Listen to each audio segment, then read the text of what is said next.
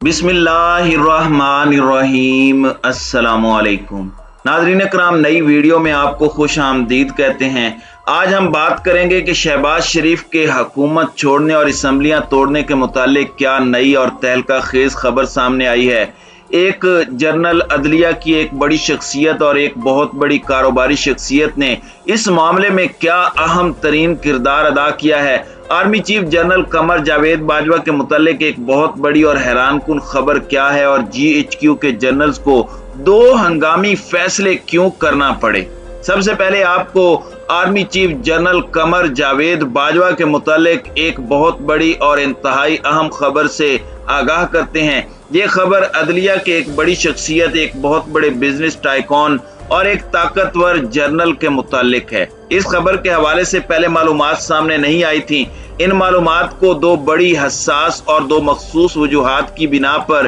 राजदारी में रखा गया था, लेकिन अब इस खबर के मुतालिक तहलका खेज किस्म की मालूमात सामने आई हैं और ये इतनी बड़ी खबर है, इतनी हैरानकुन खबर है कि पहले जब इस खबर के मुतालिक इत्तला आई तो तासुर बना और कुछ हलकों ने यह तासुर बनाने की कोशिश की कि हो सकता है कि यह खबर दुरुस्त ना हो, लेकिन इस खबर के तमाम मुंदरजात और इस खबर के एक एक नुक्ते की बाकायदा तस्दीक की गई है और इसका ताल्लुक ना सिर्फ army chief general Qamar Javed Bajwa से है, बल्कि यही खबर GHQ के ताकतवर जनरल के साथ भी जुड़ी हुई है। नाज़रीन कराम, अब ये खबर ऐन उस वक्त आई जब एक इंतहाई पुरस्रार किस्म की वीडियो लीक हो गई और दो नाकाबिले यकीन किस्म के वाकयात हो गए। इन दोनों वाकयात के मुतालिक मुख्तसरन आपको बताते हैं तो मामला यह है कि इमरान खान को आर्मी हाउस से एक नया और हंगामी पैगाम पहुंचाया गया था। यानी पाकिस्तान के ताकतवर हलकों की जानिब से आर्मी हाउस से बराह रास्त एक पैगाम खान साहब को पहुंचाया गया और इस पैगाम में इमरान खान को ये मैसेज दिया गया। पैगाम में खान साहब को कहा गया कि आप अपने 3 रहनुमाओं को एक बहुत ही हसास नौयत के मकाम पर भेज दें। अब खान साहब को जब ये पैगाम मिला, उन्होंने अपनी जो कोर टीम है, यानी ऐसी टीम जिसके ऊपर वो भरोसा करते हैं, उसके साथ मुशावरत की और मुशावरत के बाद फैसला किया गया कि चूंकि ये पैगाम GHQ से आया है, इसलिए हमें एक मरतबा इस पैगाम के मुतालिक भरोसा करना चाहिए और खान साहब ने एक मरतबा एतमाद करके इस पैगाम पर रिस्पॉन्स किया। अब ये पैगाम मिलने के बाद खान साहब ने अपनी पार्टी के 3 रहनुमाओं को एक हसास मकाम पर भेज दिया।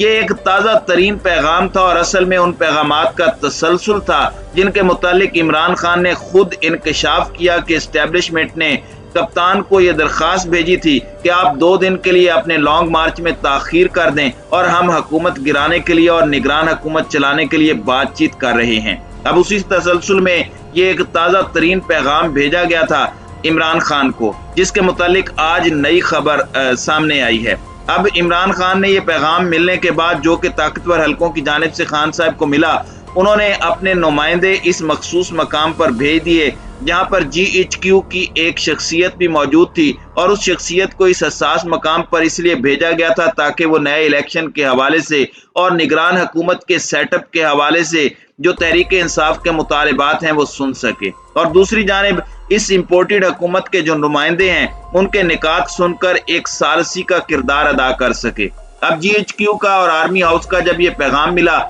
तो इमरान खान के 3 नुमाइंदे उस मखसूस मकाम पर पहुंच गए और जब ये तीनों रहनुमा उस हसास मकाम पर पहुंचे तो उनकी मुलाकात यहाँ GHQ से जुड़ी एक ताकतवर शख्सियत से भी हुई। दूसरी जानिब ये जो इम्पोर्टेड हुकूमत है, इसकी जानिब से भी 3 रहनुमा इसी हसास मकाम पर पहुंच गए और ताकतवर शख्सियत की मौजूदगी में बहुत ही कलीदी नौयत के मुज़ाकरात शुरू हो गए। अब ये जो मकाम था ये एक बड़ी शख्सियत का घर था। एक तरफ ये हो रहा था और दूसरी जानिब GHQ के अंदर ताकतवर जनरल्स ने एक हंगामी इजलास बुला लिया। ये एक बहुत बड़ी पेशरफ्त है, एक बहुत बड़ी ब्रेकिंग न्यूज है और एक ताज़ा तरीन खबर है।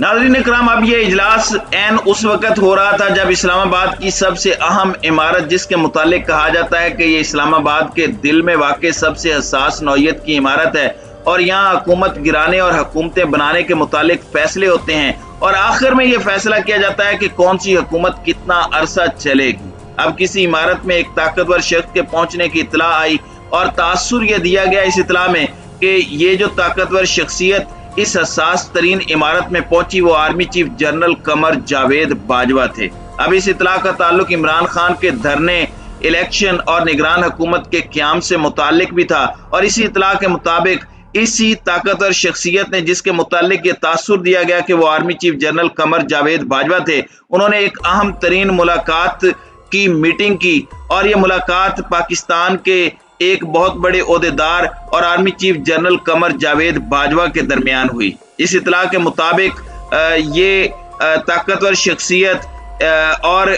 बहुत बड़े ओहदेदार के दरमियान मुलाकात 80 मिनट से ज़ायद जारी रही, जिसमें ये कहा गया है कि GHQ से जुड़ी ये जो ताकतवर शख्सियत है, ये सिर्फ उस हसास इमारत में नहीं गई बल्कि वजीर आजम हाउस भी पहुंची। और इसके मुतालिक भी दावा किया गया और कहा गया कि जब ये ताकतवर शख्सियत वजीर आजम पहुंची तो वहां 110 मिनट तक एक अहम नौयत की मीटिंग हुई और एक दस्तावेज शहबाज शरीफ के सामने रखी गई,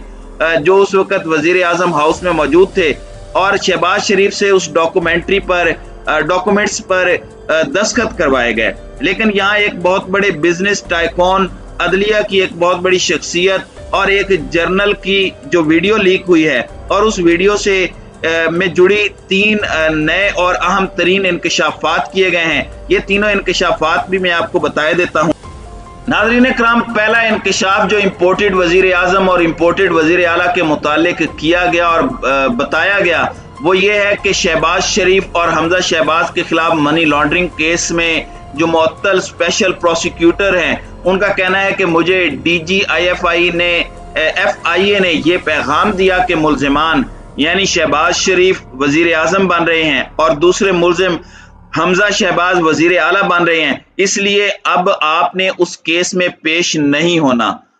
ये बहुत बड़ी ब्रेकिंग न्यूज है कि DGFIA ने स्पेशल प्रोसिक्यूटर को यह पैगाम दिया कि अब आपने इस केस की पैरवी नहीं करनी। लेकिन इसके बाद दूसरा इंकशाफ ये किया गया और उस इंकशाफ को भी बड़ी हेडलाइंस में बयान किया गया है और ये कहा गया स्पेशल प्रोसिक्यूटर की जानिब से कि डॉक्टर रिजवान बहुत हसास इंसान थे, उन पर इस इम्पोर्टेड हुकूमत का बहुत दबाव था और वो इस दबाव को बर्दाश्त नहीं कर सके, क्योंकि यहाँ तो एहतसाब वाले जो ऑफिसर्स हैं उनको दुनिया से रुखसत करा दिया जाता है। मुझे भी कहा गया कि डॉक्टर रिजवान को भी कत्ल करके एक मिसाल बनाया गया, आपको भी हम मिसाल बना देंगे अगर आप इस केस की पैरवी करेंगे। नाज़रीन कराम, तीसरा अहम इंकशाफ उस स्पेशल प्रोसिक्यूटर ने जिनको मुअत्तल किया गया है वो ये किया कि शहबाज शरीफ और दीगर के खिलाफ मनी लॉन्ड्रिंग का केस था और इसकी कोई मिसाल पहले नहीं मिलती। डॉक्टर रिजवान ने इतने सारे सबूत इकट्ठे कर लिए थे और इतनी ज्यादा मेहनत कर ली थी कि सवाल ही पैदा नहीं होता कि इस मनी लॉन्ड्रिंग केस में शहबाज शरीफ और हमजा शहबाज को सजा ना होती।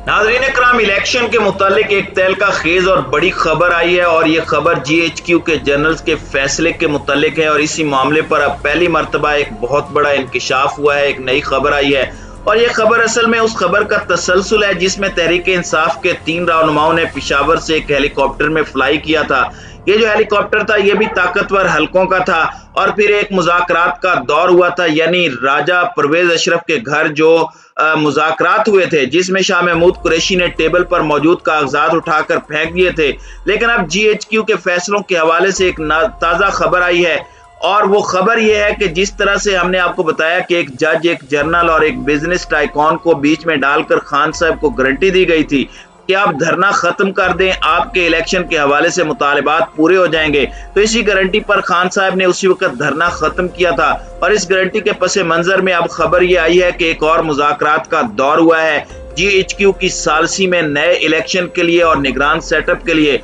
और अब शाह महमूद कुरैशी ने कैमरों के सामने हमारी इस खबर की तस्दीक कर दी है